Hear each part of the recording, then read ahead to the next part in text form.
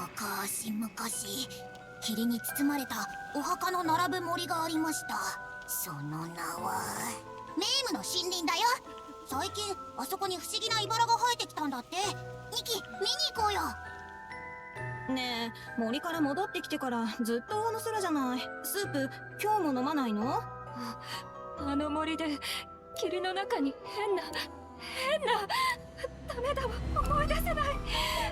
確か女の人がいて、わけのわからないことを家継ぎ早に話してきて、しまいには追い出されたのよ。あれって噂の狂気の赤ずきんと黒の狼ってやつ。だから言ったでしょ、正気がまだ残ってる場所に探検なんて行くもんじゃないって。それで本当にスープは飲まないの？大地の配布と呼ばれるイザンの地は落幕の日の後、瘴気を少しずつ浄化してきた。しかし唯一この森だけは瘴気が残り、それでメイムの森林と呼ばれるようになったんだ。でも先生、なぜここの瘴気はなかなか消えないんですか？それにここの茨はなぜ生えてきたんです？まさか巨人の墓地と何か関係が？それだ！メイムの森林に突然奇妙な茨が生えた。何らかの理由で浄化の力が喪失したのか、それとも残っていた瘴気の仕業か。ああ、完璧なテーマに絶好のタイミングだというのに。森に入るたびに訳も分からず外に戻されなければ間違いなく最高の研究になったはずが。おばあさんはおばあさんだよ。道を教えてくれてジュースをくれて聞かせてくれるお話はいつも同じ。それが狂気の赤ずきんと黒の狼のお話？そうだよ。昔々ある森にお昼のお日様の下を歩く赤い頭巾の狂った女の子がいました。女の子は言いました。私は壊れた月光を直すの。月光を直す？それもお昼に？狂気の赤ずきんの言うことは信じちゃダメ。だってあの子も迷子なんだもん。あら聖女様、このまま聞いてればいいわ。どのみちこの子一度話し始めたら最後まで止まらないのよ。夜の森はもっと怖い場所になります。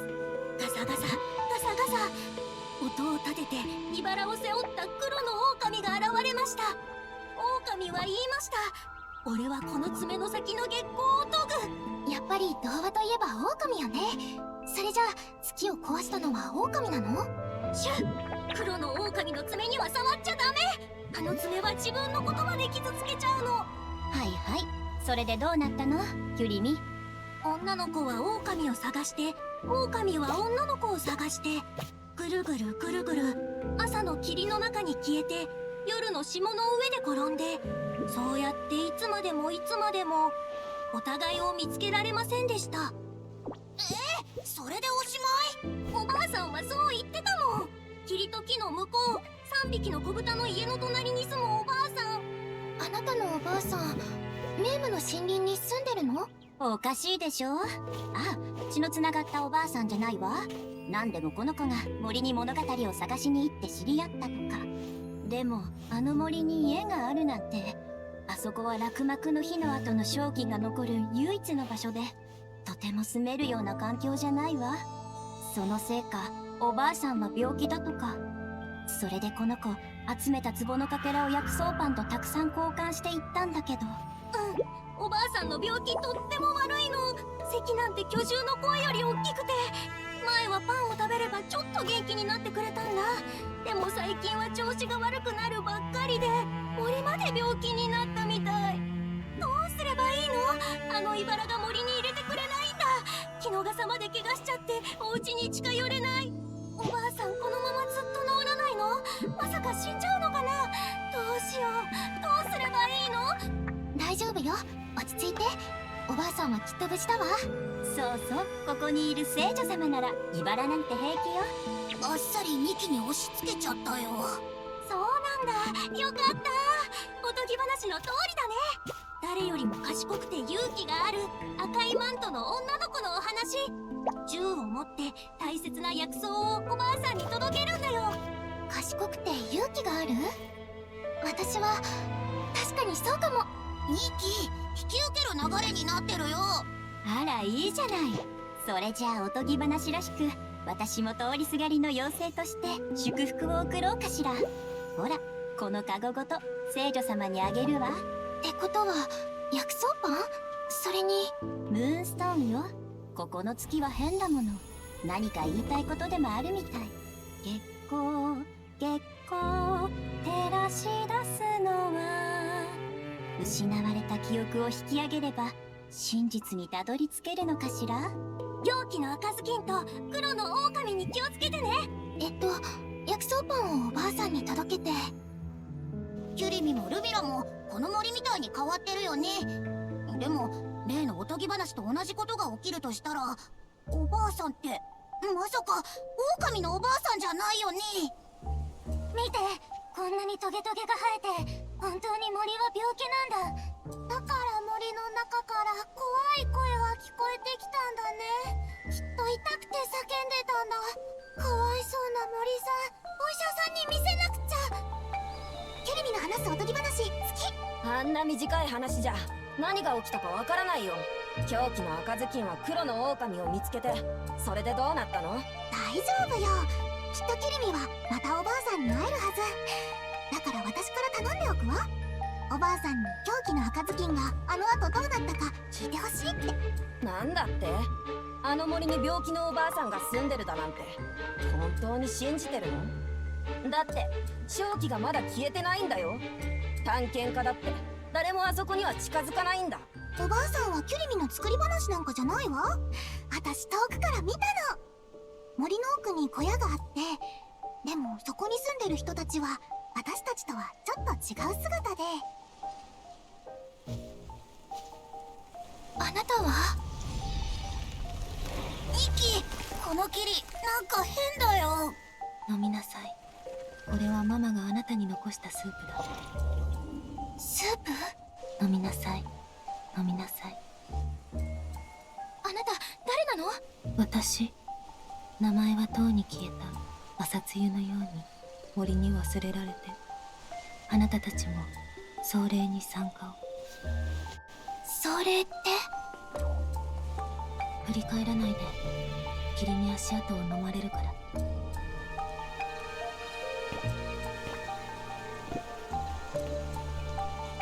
さっきあの人に飲まされたのって何だったの？あれってパンくずかな？なんだかキラキラしてるけど。そうね、まるでおとぎ話の道しるべみたい。もしかしたら道を教えてくれてるのかもしれないわ。モモ、パンくずをたどってみましょう。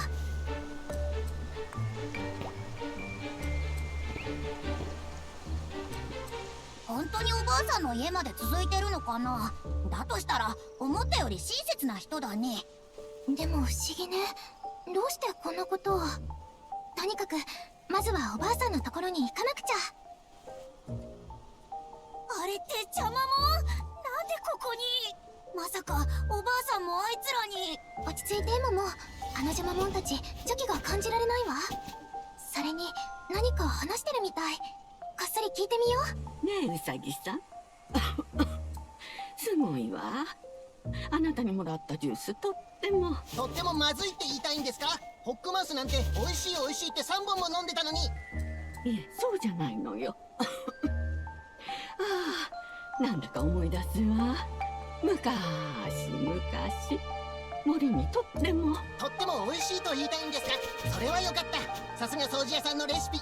これを飲めば月が出る頃には咳も収まりますよ。遅れてしまう。掃除屋さんに言いつけられた仕事がまだ終わってないのに。ではまた後で。おばあさん、あれがおばあさん？あんな見た目だなんてキュリミは言ってなかったよ。顔は布に隠れてよく見えないし、咳は雷みたいに大きいし、尻尾はなんだかロープみたいだし。邪気がないとしてもやっぱりちょっと怖いよ。でもウサギさんもああ言ってたし、きっと病気で治療が必要なのよ。あんなに楽しそうにおしゃべりしてたんだもの。やっぱり邪魔者じゃないわ。ちょっと見た目が変わってるだけ。むしろこの森や童話の雰囲気にはぴったりよ。ニキってばすっかり入り込んでるね。でも。ええ、一番大事なのはキュリミとの約束よね。私はおばあさんに薬草パンを渡してくるわ。もし怖いならモモは。怖くないよ。僕だってもちろんニキと一緒に行くからね。妹が見つけてくるソーンベリやっぱり美味しい。美味しいわ。なんだか酸っぱそうだね。それ食べれるの？酸っぱい。酸っぱいの。酸っぱくてとてもあげられない。私悲しい。ベリーあと少ししかない。ソーンベリーを貯めていた家も壊れて。壊れた？何かあったの？黒の狼が来たの。狼、私たちが寝てる間にこうしたの。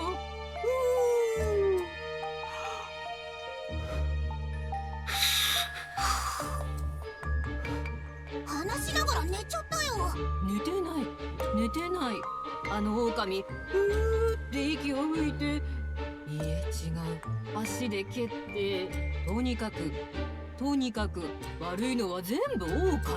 黒の狼、いつもおばあさんを怖がらせる。我が家も何度も壊された。今じゃ帰る家もない。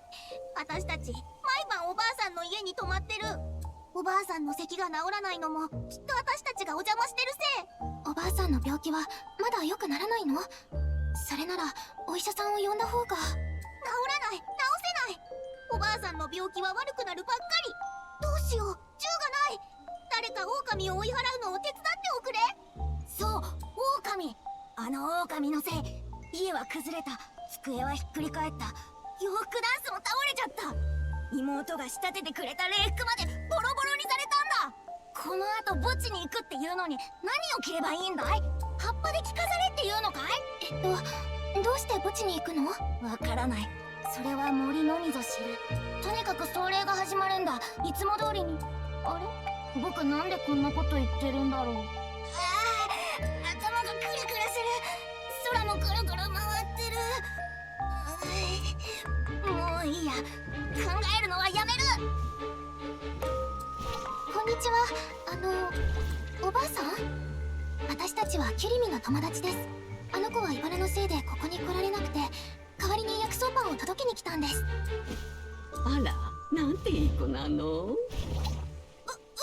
僕たちはとってもいい子だよ。美味しくはないからね。ええ、キリミのお友達ならいい子に違いないわ。さあさあ、こっちへいらっしゃいな。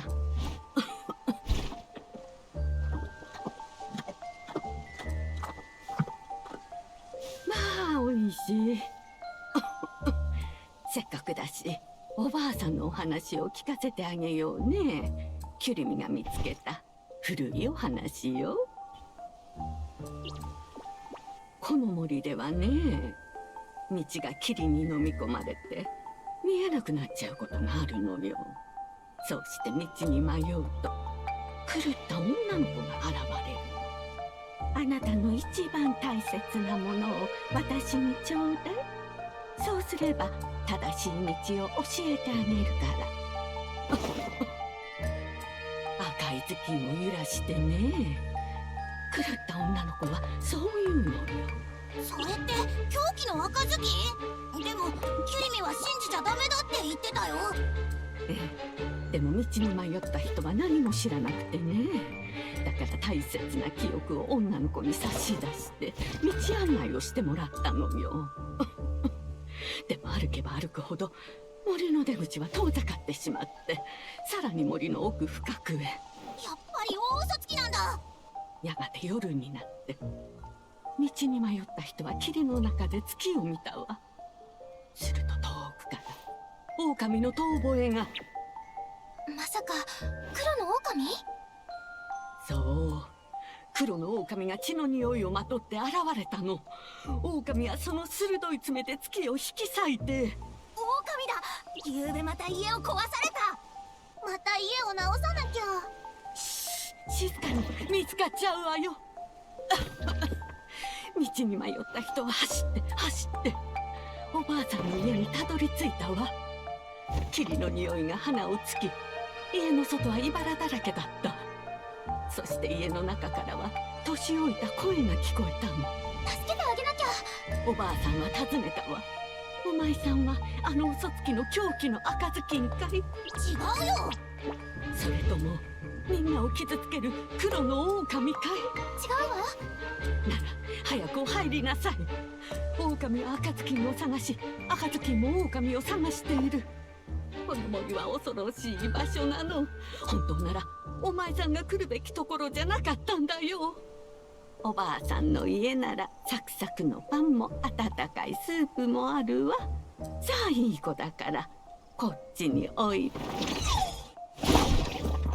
おばあさん、さあみんないらっしゃい。おばあさんの壮麗へ。礼服の準備が間に合わない。この格好で墓地へ行こう。歩けない。弟と妹に助けてもらわなきゃ。それって誰の壮麗なの？おばあさんの壮麗ってこと？おいでなさい、早くなさい。壮麗の席が埋まる前に。なんでおばあさんがキリミが危ないものをおばあさんに渡すはずないし。ニキ、一体何が起きてるの？私もわからないわ。とにかく行ってみましょう。おばあさんの壮麗に。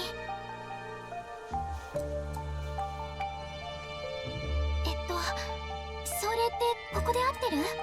我らはニコス様をたたえる。ニコス様、我らを作り正気を浄化したお方、巨人王もたたえるその偉大なる功績。ニコス様、英知の象徴。森の救世主ニコ何これ？ニコス作ったって、あなたたちは一体？ニコス様こそ我らが主人。ニコス様をたたえよ。巨獣の骨と植物で正気浄化の道具、すなわち我らを作られた。その比類なき功績、巨人族ならば知らぬ者はいない。かの掃除屋こそ我らにもたらされた唯一の指導者。森の救世主偉大なるニコニコスニキ、みんな変になっちゃってるよ。まずいわ、正気に戻さなくちゃ。真実は記憶の中に。あ、ムーンストーンよ。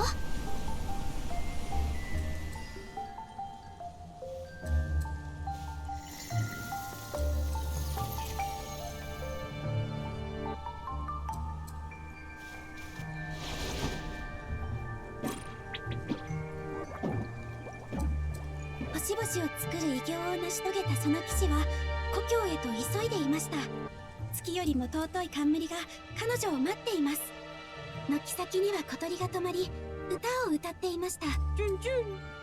祝杯には野心の毒が盛られ、金の冠を掲げた頭を闇のベールが覆う。トクントクン、命は逆流する川のよう。空いた部屋に足りないのは墓碑のみ。あらあら、おやおや、招待を受けて赴くと森の壮麗が始まってしまう。祝宴の長いテーブルにて新たな参謀は13番目の椅子に座りました。小鳥の歌がはっきり聞こえ、参謀は悟りました。今日こそ彼にとって最良の機会だと。さあ騎士の功績をたたえましょう。彼女を壮麗に招きましょう。名もなき者のために共に嘆くのです。騎士は参謀からの招待を疑いませんでした。そして共に墓室の中へ。しかしそこにあったのは静寂と空っぽの棺と墓碑だけ。そして悪しき参謀はこう言いました。ようこそご自分の壮麗へ。ようこそ名もなき者よ。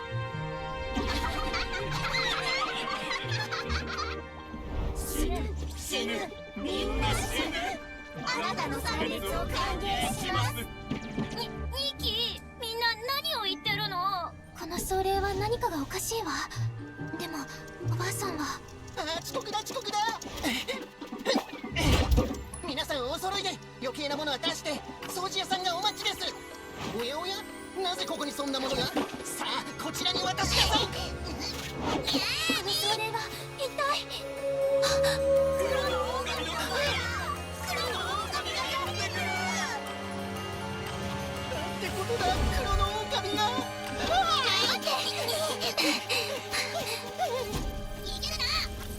あれ、僕たちどうやって戻ってきたのかな。それにおばあさんに渡したはずの薬草パンも。どういうこと？今のって全部幻だったのかな。でもムーンストーンが照らしたのは違う森で。そうだ、あの時の写真。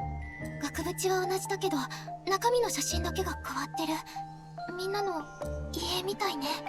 これ狂気の赤ずき？確かにそうかも。それにさっきのが黒の狼ね。みんな遠吠えに驚いてそれも中断して。嘘つつきの狂気の赤ずきんにみんなを傷つける黒の狼。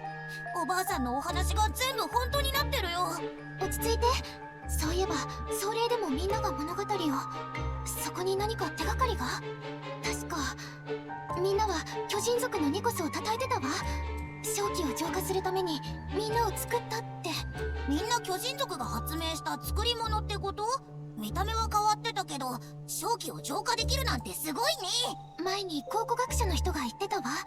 イザンの血が大地の配布って呼ばれるのは落幕の日に生まれた正気を浄化してきたから。それが全部ニコスのおかげってこと？でもムーンストーンが見せたのは別の物語よ。故郷に帰った騎士を参謀は壮霊に招待した。その騎士を殺めるためにムーンストーンが見せた方が本当の物語なら、みんなあの壮霊に何かあるって言いたかったのかも。あれはおばあさんの壮霊じゃなくて物語みたいに参加者を殺めるための儀式？つまり森そのものの壮霊なの？この写真の通りになっちゃうってこと？そういえば森で会った女の人も壮霊に行くようにって言ってたよね。そうね、直接聞いてみましょう。前に会ったのはここの少し先だね。ニキ、行ってみよう。おーい、ここにいるんでしょ？出てきてよ。いないのかな？パンくずも消えてるわ。写真以外は森に入った時の状態に戻ってるみたいね。戻ってる？まさか同じ時間を繰り返してるの？この森やっぱり変だよ。前向きに考えましょう。時間が戻ってるならおばあさんを助けられるかも。そうだね、毒のパンを渡さなきゃいいんだもん。そうすれば壮霊だって始まらないし。でもあの女の人は見つからないね。ニキ、どうする？そうね、まずはこの辺りで手がかりを探しましょう。きっと何か見つかるわ。あの人がくれた写真だけは残ってるんだから、やっぱり彼女が鍵なのよ。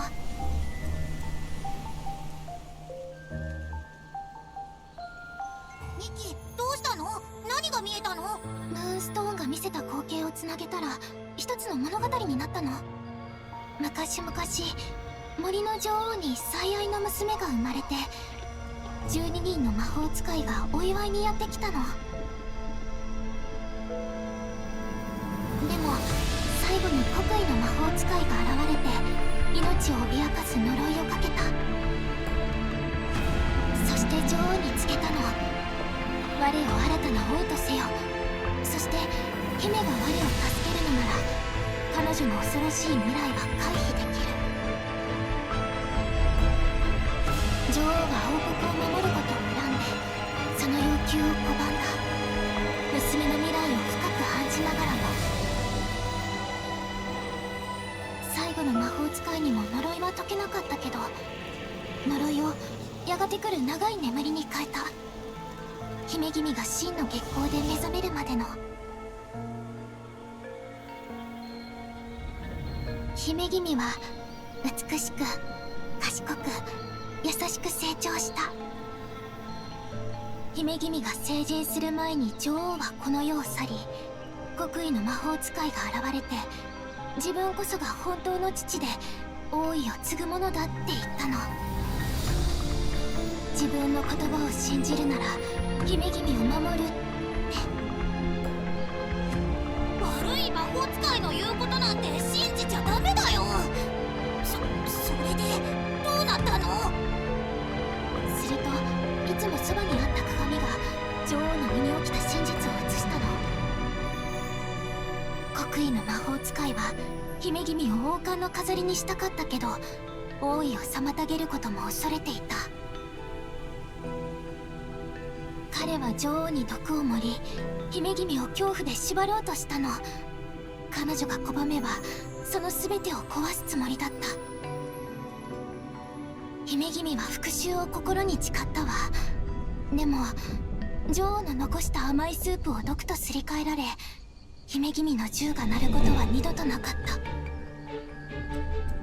た。女王と姫君の名は歴史から消え、新しい王の功績だけが残ったの。そんな壮霊のお話もこのお話もなんでこんな終わり方なの？功績を奪われて名前を消されたのは騎士も女王も同じね。これは偶然なの？それとも。待って、この物語まだ終わってないわ。月光は霧を打ち抜く。運命の騎士は森へ真実を示し、姫君は目覚める。鏡は待つ。彼女たちが本当の結末を記す時を。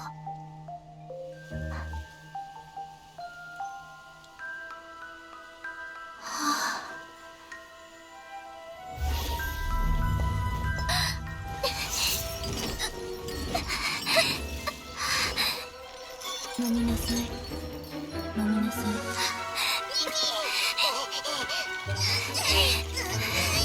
なた、あの壮霊は。飲みなさい。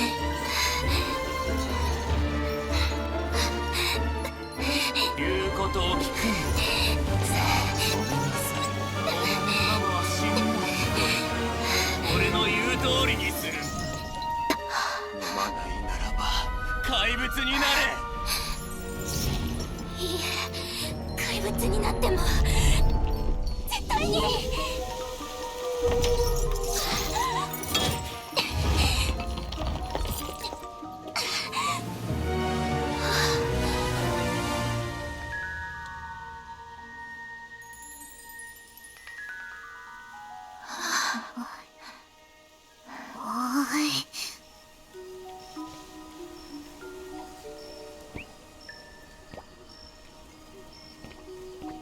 ニキ、さっきの影ってスープをくれた女の人じゃない？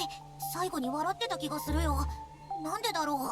モモ、あれ新しいパンくずだわ。さっきとは違う方向を指してるみたい。何か伝えたいのかな。あっちに行ってみましょう。何にせよ、もうおばあさんにパンを届けるわけにはいかないわ。また道に迷ったみたいだな。そういえばこんな怖い話を聞いたことがある。探索中何度違う道を選んでも必ず出発地点に戻ってきてしまう。この現象は確か気の隠しって呼ばれてるんだ。今の状況はそれとは違うって断言できるわ。というのも聞いて、いい知らせと悪い知らせがあるの。いい知らせはね、どうやら正しい方向を見つけたみたいだってこと。おお、じゃあ悪い知らせは？見えたのよ。あっちの霧の中に大きな黒い影が、しかも動いてたの。もうお話を語るのはやめるんだ。絶対に。なんで？新しい壺のかけらを手に入れたんでしょ？それで新しいお話も見つけたって、なんで聞かせてくれないの？怪物が同じお話を何度もしろって、ずっと同じ王様を褒めろって言うんだもん。大丈夫、怖くないよ。怪物だって新しいお話を聞きたいはずだし、きっと何か勘違いしてただけなんだよ。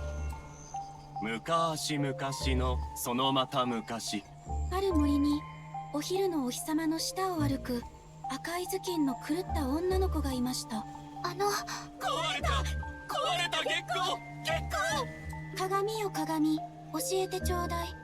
この森で一番賢いのは誰？かつては彼女でした。これからは王様です。永遠に王様です。王様だけです。しかし本当はあなたも言いなさい。さあ一緒に言いなさい。話にならないよ。ニキ、やっぱりムーンストーンがないとみんな普通に喋れないみたい。来るわ。彼は尋ねました。鏡よ鏡、教えてくれ。世界で一番賢いのは誰だ？今のところはあなたです。しかし隠居していたある職人が間もなく発明を完成させます。そうなれば彼女は小屋を出るでしょう。それがママよ。愛する私たちのママよ。私？手がかりを探すためだよ。話を合わせて。そうね。はい、私がママよ。職人が現れればあなたは知る。最も賢いのは彼女だと。そして認めることになる。彼女の発明が森を救うと。それを聞いた彼の腰は怒りに曲がり、顔はシワだらけに。魔法の鏡が映してみよう。なんと偽りの姿のようだ。彼は職人の家へと向かいました。彼女は魔法の鏡など持たず、醜悪なものなど知らない、ただ無垢な眼差しをしていました。どんどんどん。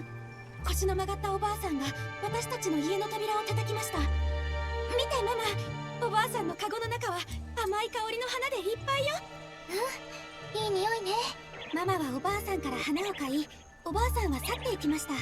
魔法の鏡が映してみよう。おや、この花の香りは真っ黒だ。花は永遠に枯れそうにない。先に枯れたのはママの方でした。ニキ、それは毒だよ。誰かがニキを狙ってるんだ。私が生まれたその日、小屋の中はしんと静まり返っていました。ギー。ママ、扉が開く音がするわ。魔法の鏡が映してみよう。腰曲がりの影がカゴから花を出した。彼は花を私の心臓に突き立てました。お前は私の娘だ。唇は雪のように白く、目は花のように赤い。そしてあの不気味な声がまた響くのです。鏡よ鏡、教えてくれ。世界で一番賢いのは誰だ。かつては確かに彼女でした。これからは俺だ。永遠に俺だ。俺だけだ。それが始まる。私たちもそれが始まる。これがここにいるみんなの物語なんだね。ムーンストーンはある職人の物語を見せた。魔法の鏡は彼女が一番賢かったって言ってたわ。なのにあいつらが称えてた王は最悪の泥棒だよ。職人に毒を持って白雪姫まで自分のものにしてさ。きっと真実を知る鏡を壊して自分の罪を隠したのね。そして姫君を自分の子に。ここまで私たちを導いて今のお話や眠り姫の物語を聞かせたけど、一体何のため？あの女の人は誰なんだろう。ムーンストーンでこの辺りの別のお話を探すのはどう？あとちょっとって気がするんだ。その通り。あなたはいつも正しいよ。その通り。あなたはいつも正しいよ。いい子は赤い靴を履いちゃいけません。いい子は踊っちゃいけません。成人の儀式。ママ、私の成人の儀式だよ。ダメだよ。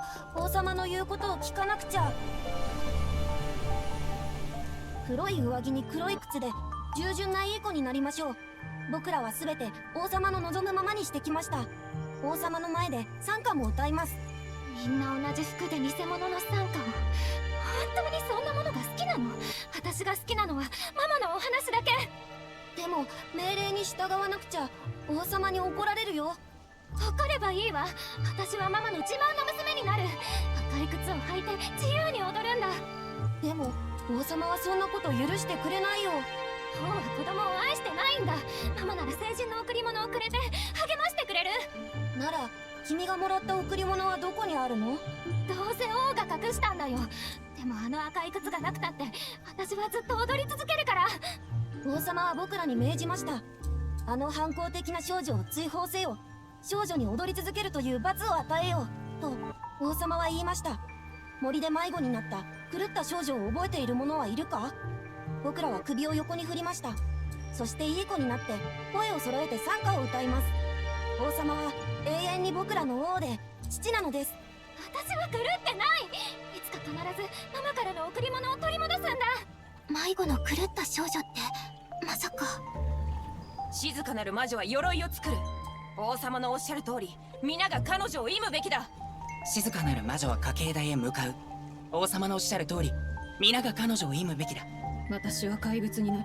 復讐心に燃える怪物に。魔法使いが母様の玉座を狙っている。だから母様は自分しか知らない森に私たちを隠した。妹よ、僕の不安が現実になってしまった。あの魔法使いが黒魔術で小さな白いシャツを縫い、この隠れ家を見つけたんだ。あいつが私たちを傷つけるなら私は戦う。命尽きるまで。妹よ、あいつの魔術で僕らは白鳥に変えられてしまった。おまけにお前の翼は折れてしまっている。姉さんが逃げ延びたことだけは幸いだった。私は姉さんを手助けする。姉さんがあの男を倒せばこの呪いも解けるはずよ。僕も姉さんを助けるため鎧を作る術を教えた。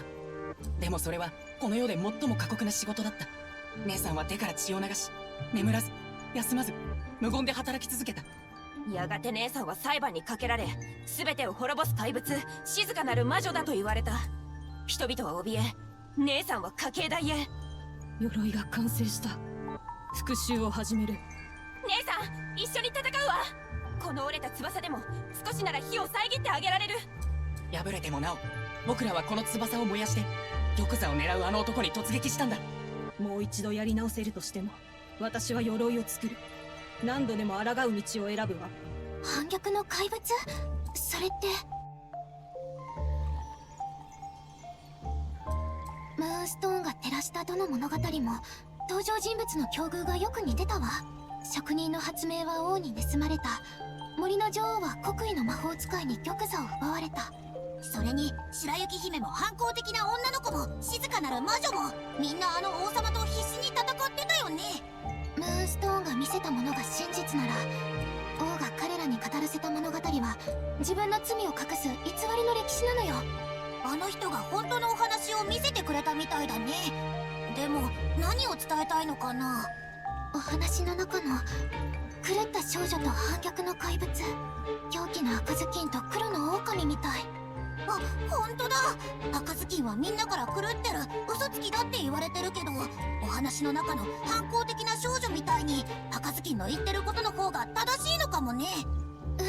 それに狼だって、確かに狼は壮霊を壊したけど、あの参謀が騎士を殺めた時みたいに壮霊自体が悪いものだとしたら、狼も実はいい人じゃなくていい狼なんだ。きっと狼も静かなる魔女と同じように王国を狙う魔法使いに反抗したせいで怪物って決めつけられたのよ。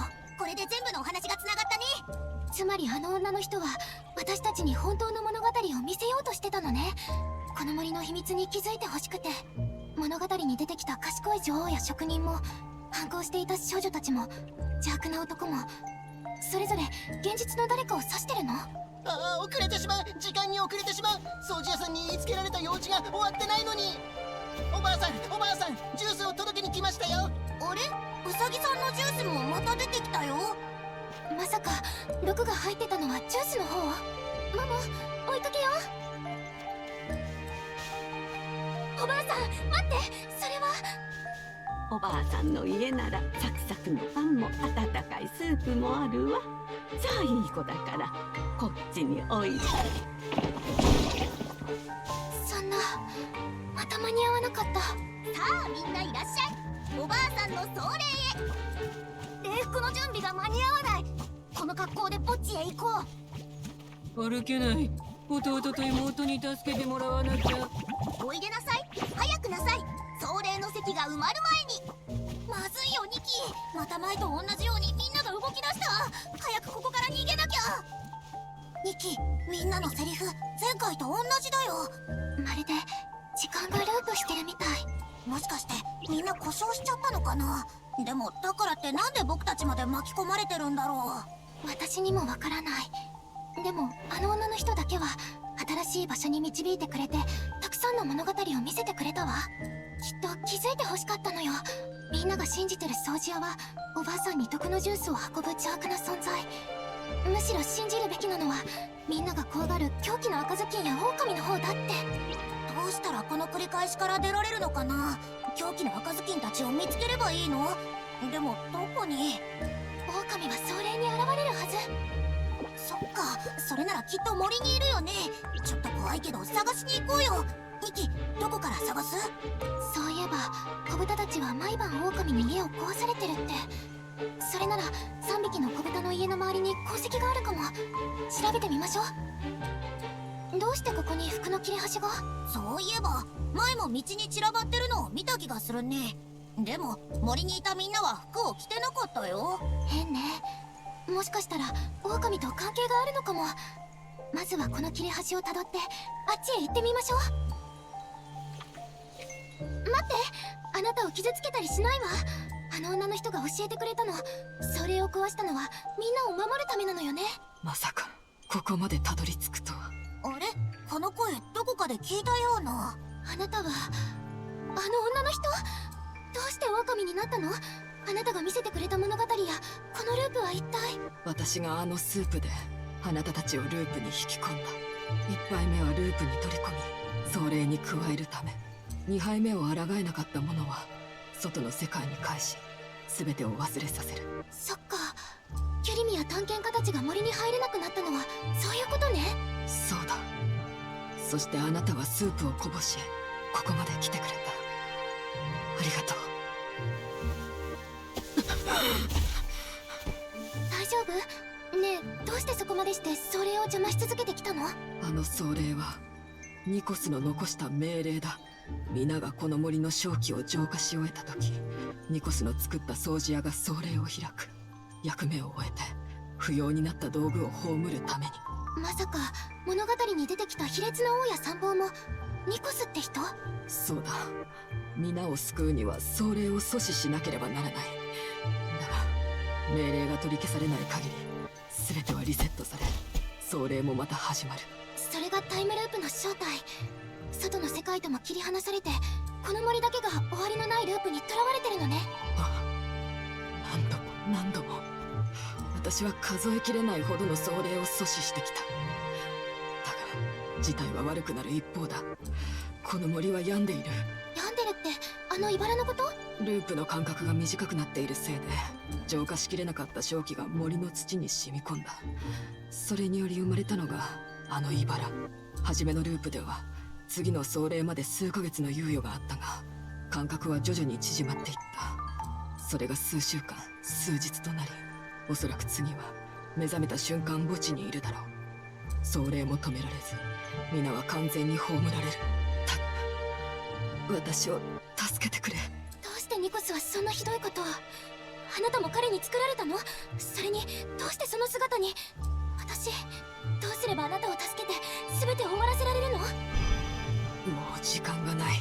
もしこのループが最後なら、私たちは死に、あなたたちは全てを忘れる。これまでのことは謝ろう。だがもし最後でなかったなら、また私を探してほしい。モモ、彼女を助けなきゃ。それを止めましょう。さて皆さんお揃いで。おや、宝石が2つも。いえ、余計なことには構っていられません。掃除屋さんをお待たせするわけには。待って。おっと、何をするんですか？それをやめて。みんなここから離れて。お待ちください。もうやめてってば。ニキが言ってること聞こえなかったの？しかし私はパパの言いつけを守っているだけで。おしまいだ。黒の狼が来た。ママ、ニキ。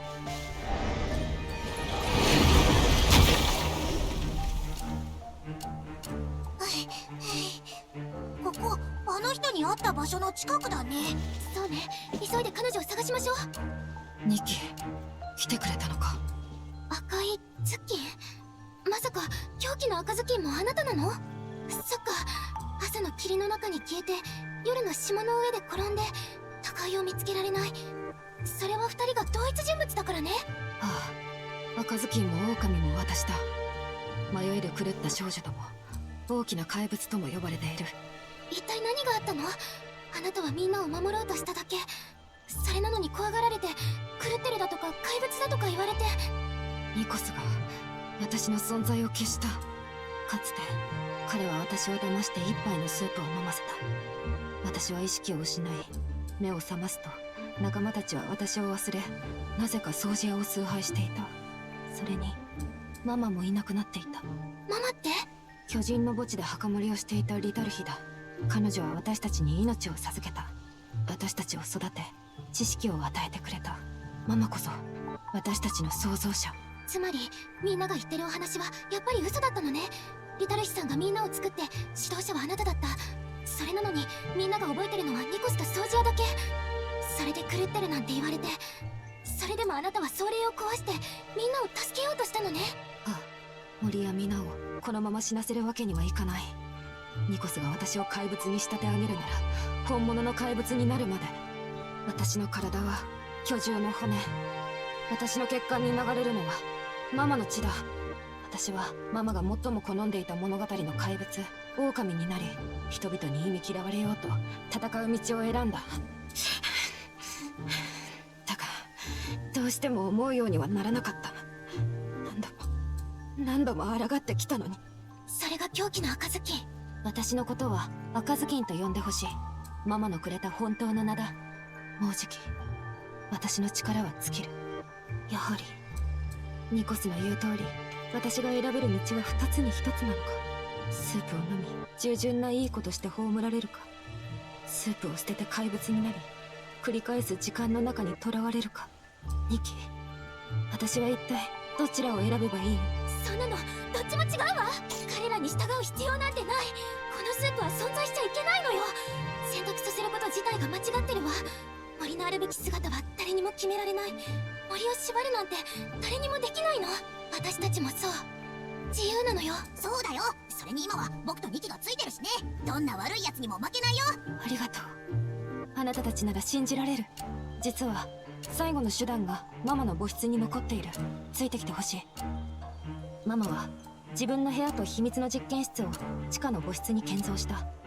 そこで独自の技術を使い私たちを作り出したんだ。他の場所は全て調べたがママの痕跡は何一つ残っていなかった。ママが残したものがあるとすれば私が入れていないあの母室だけ。失敗するたびにあの耳障りな言葉が耳元で響く。諦めろ、自分に従えと。ありがとうニキ。あのスープ皿を壊してくれて。今私に聞こえるのは森を渡る風の音だけだ。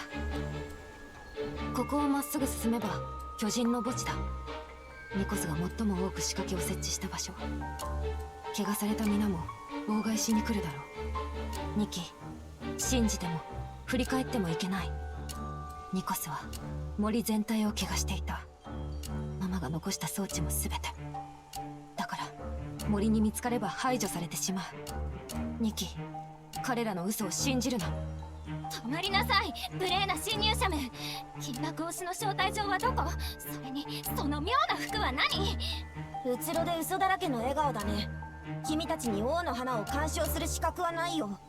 君たちの影がひざまずくはずがないからね。かけてもいいよ。陰謀の風が窓枠の銀メッキを蝕んでいる。急げ、国王陛下に密告しろ。国王陛下に密告しろ。魔法の鏡のつまらない冗談が恋しい。それにまた白雪姫の楽しそうな歌声を聞きたい。だがあいつが全てを消し去ったんだ。許せない、絶対に許せない。なぜここに来たの？命が惜しくないの？早く引き返しなさい。今すぐ立ち去れば見なかったことにしてあげるわ。もう遅い、もう遅い。私の目は全てを見たのです。陛下は貪欲な者の罪を見逃したりはしません。これが覗き見の代償です。でももうここまで来てしまったのね。まだ鍵を見つけていないんでしょ。過去の自分のことも知らないのね。終わりだ、終わりだ。王様の秘密が暴かれる。止めろ、止めろ。私はまだやれる。ソージアを倒しニコスが残した全てを滅ぼして皆を救うんだ。絶対にやり遂げなくては。もう少しだけ進めば。舌を巨獣に捧げなさい。秘密を口にしないように耳を枝に差し出しなさい。どうせパパの言うことを聞かないから。悪い子め、お前らが言うことを聞かないからおばあさんが死ぬんだ。もしかしてまたおばあさんに手を出す気なの？まずいよニキ、助けに行かなくちゃ。でも本当のことを言ってるようには見えないわ。そう、何もかも嘘。おばあさんも私たちの状態を観測する目としてママが作った。彼女の具合が悪いのは皆に不具合が出ている証だ。彼女が死ねば皆も死ぬ。だからキリミはおばあさんがずっと良くならないって。あれはみんなが改造されたせいだったのね。嘘つき、嘘つき、悪い子め。少しのキャンディーと大きな罰を。嘘つきはあなたたちだ。私は何度もおばあさんの死を止めようとした。寝ずに彼女を見張った。時には森の外に助けを求めようともした。だがこの全てが終わらない限り私たちは永遠にここから出られない。じゃああのジュースにも毒は入ってないの？ああ、私が何をしても皆が正気を浄化する使命を終えればおばあさんは命を落としあの壮麗が始まる。使命、使命。パパの言うことを聞くのが私たちの使命。違う。ママが私たちにこの力を与えたのはヒノキの族たちを助けるため。それこそが使命だ。天才の後に生まれた正気は想定外だった。それでも必死に浄化を続けこの森を守ってきたんだ。きっとニコスもこんなに時間がかかるなんて思ってなかったんじゃない？正気のことがなかったらとっくに掃除屋が壮麗を終わらせたはずだし。どうしてまだ立ち去らない？どうして言うことを聞かない？悪い子はみんな閉じ込めてやる。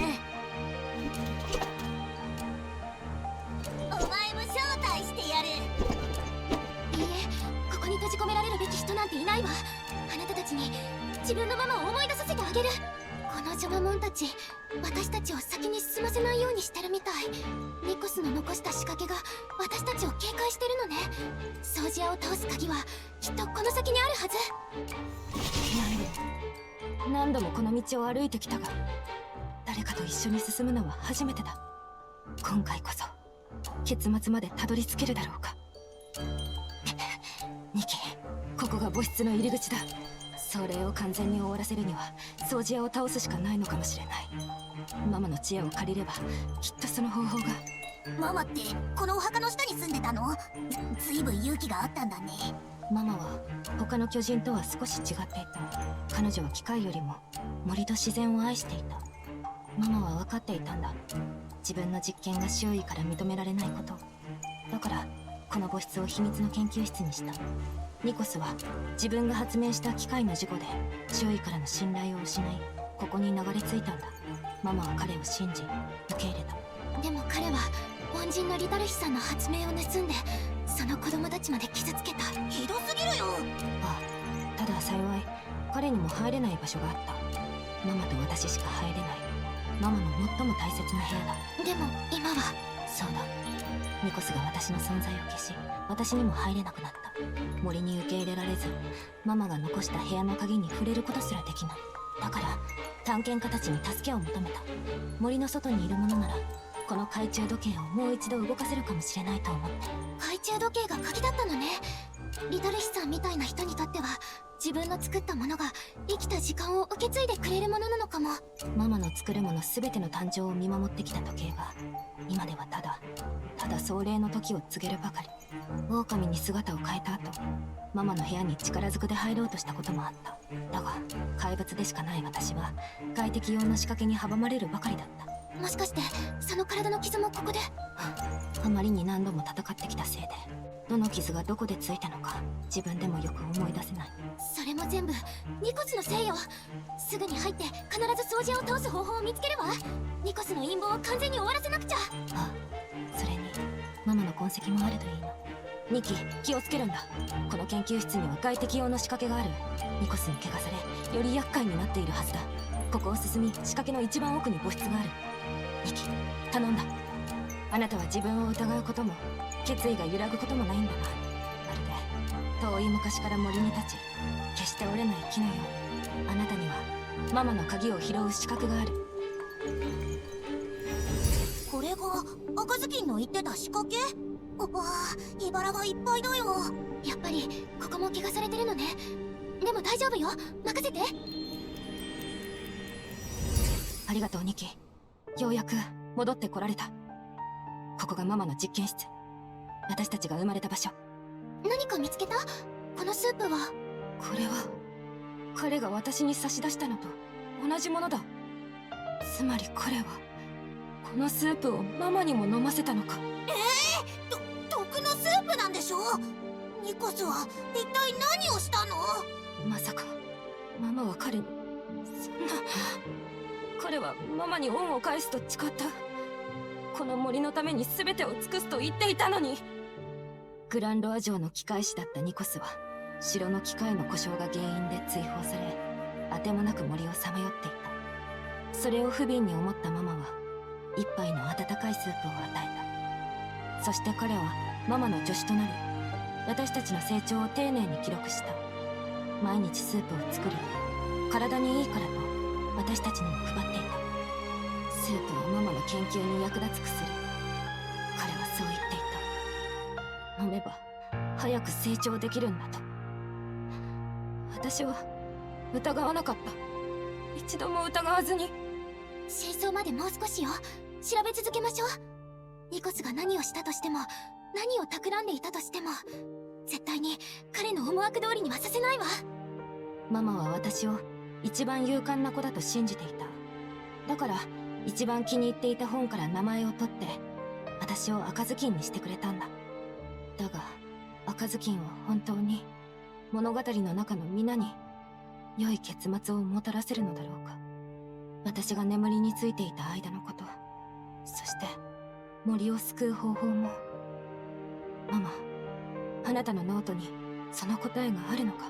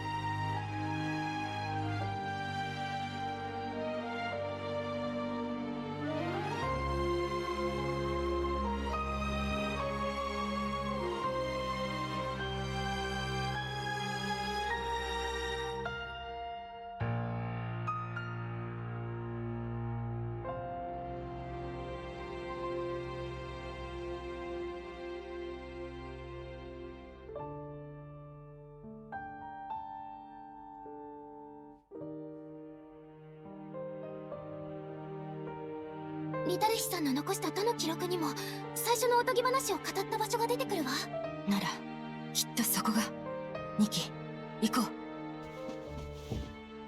この箱初めて見る。ニコスが置いたのかな。あいつならどんな罠を仕掛けてるかわかんないよ。用心するに越したことはないわ。まずは見つけた資料を調べてみましょう。きっと答えが見えてくるはずよ。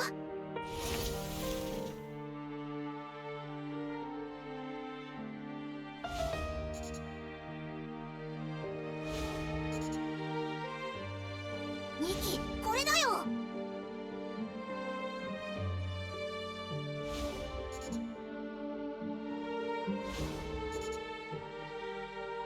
さすがニキ、あっさり正解を見つけちゃうんだから。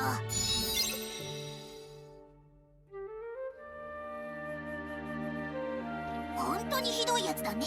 恩人を傷つけるなんて。それも自分をよく見せるために。そうまでして。今となっては誰も彼を覚えてない。巨人族もいないし、彼の野望は永遠に叶わないわ。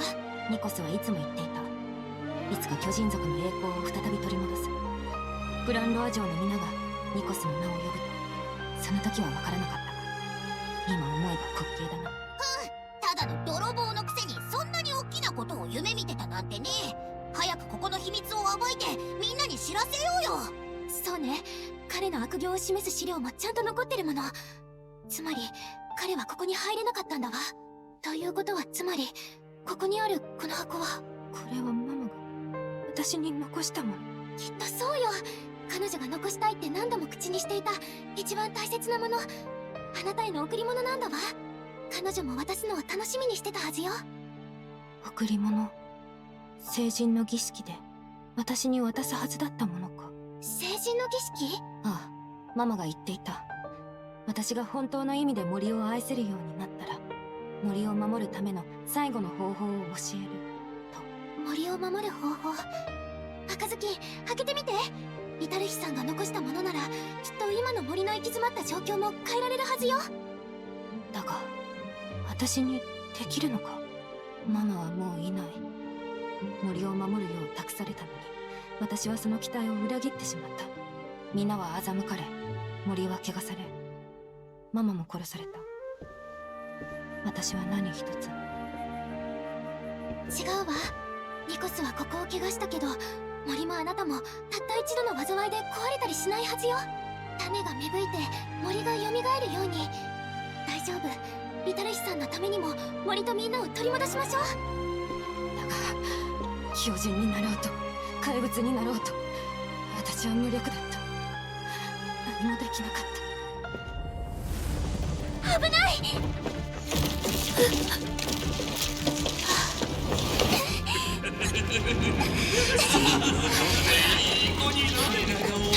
恐れると全て俺の功績だ。お前たちは今や名もなき存在。これが最後。ニキ、やはり私には。いえ、あなたはリタルヒさんの娘で森の子よ。何度挑戦しても諦めなかった戦士なの。私たちなら勝てるわ。詐欺師で泥棒の臆病者にも。超人にも怪物にもならなくていい。今必要なのは私と一緒に。